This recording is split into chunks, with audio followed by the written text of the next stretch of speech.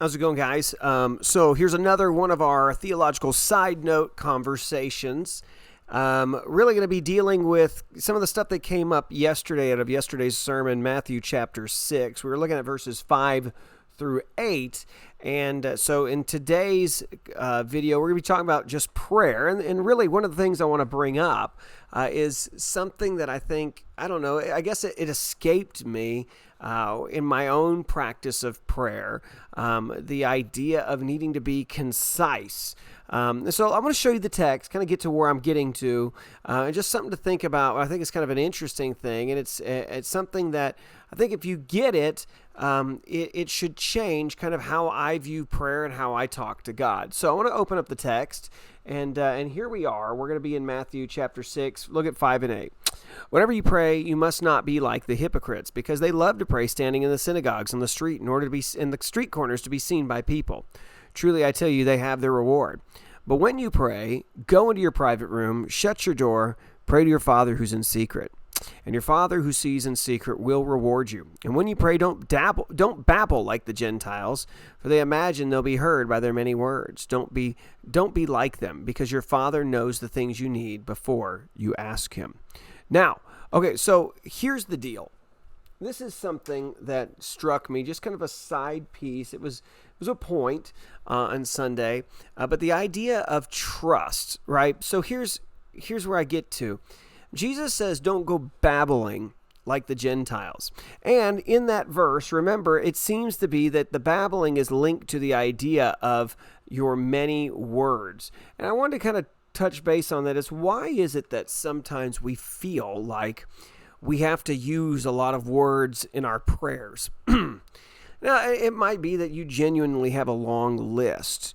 I don't know about you, but if you ever felt like, no, there's kind of a length of time that I have to kind of put out for the prayer to be legitimate. Like, I'm going to be talking to him, and I need to make sure that it's long enough to be acceptable. Now, Jesus is already blowing that up, saying, doesn't have to be. Don't babble. Don't babble along. Don't think that your many words are going to be heard. I do think there's a trust factor that we need to examine when we talk about why you and I might babble. I think you and I would babble, and we tend to babble in prayer, right, is because I feel like, I'm using feel language, I feel like, but I will say this, I guess personally, the reason for babbling is probably because I know that with any other person, multiple times I must make clear what I'm trying to say.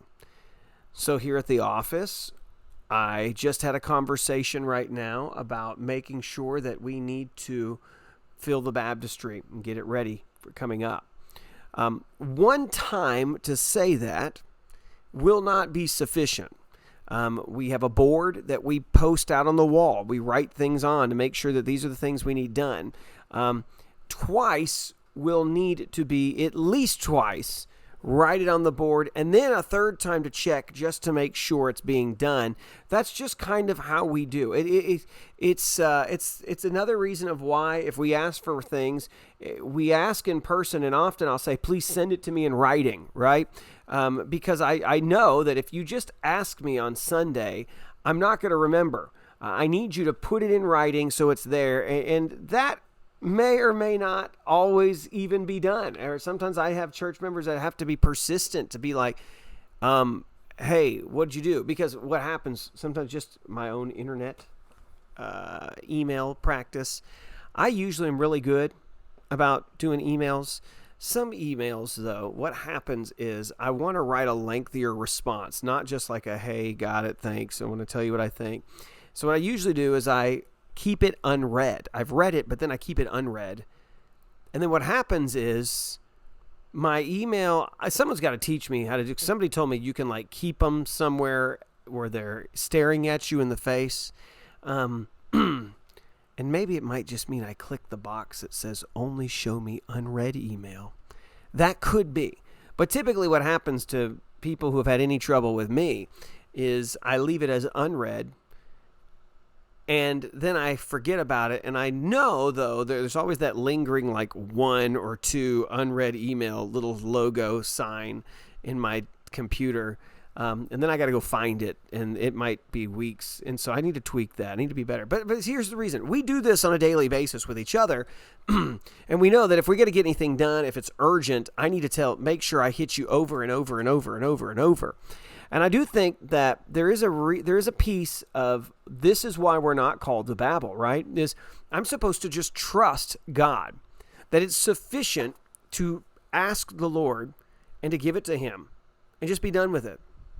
Now, that's not to say, right, because as Jesus goes through, and one of the things that we're going to discover is as we go through a little bit more, hearing how he teaches, he is going to talk about persistence in prayer, right? That you should be persistent in praying for things. But I do think that when we're praying to God, who Jesus remember, he ends by saying, don't be like them because your Father knows the things you need before you ask him. There is a trust factor to just say, when I have prayed, I have given it to God and I leave it alone. Okay? And so I do think that's probably something you and I should get better at, which is I want to pray, and I want to pray in such a way that knows that God is sovereign, he's in charge, he has heard me, and let it go.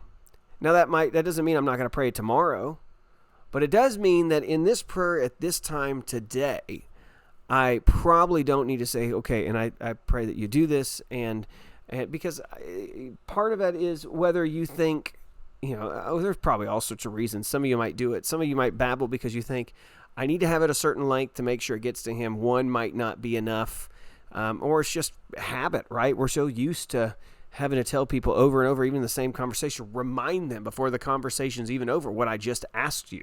So I don't know. I think there's a trust piece that we need to be willing to do. We need to be willing to let it go and to just know that when he has heard me, he's heard me. We shouldn't try to have to even spell it all out and ask him all the things we need him to try to do, but there could be pretty concise prayers to just give to God.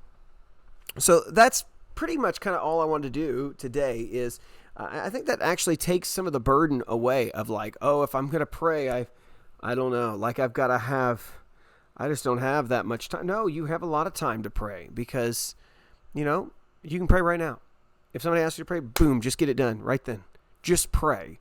And, it might actually be kind of the way that we how we communicate today. I mean, you think about with people with cell phones, right? One of the reasons why you love text is I can shoot you something short and just boom, here's what I need you to do. Here's what I'm asking you to do. Or checking in with people. It could be that you kind of look at it like that a little bit. And I don't know if that's a good analogy or not. I'm just using it on the fly. But not everything has to be the long, drawn out kind of conversation.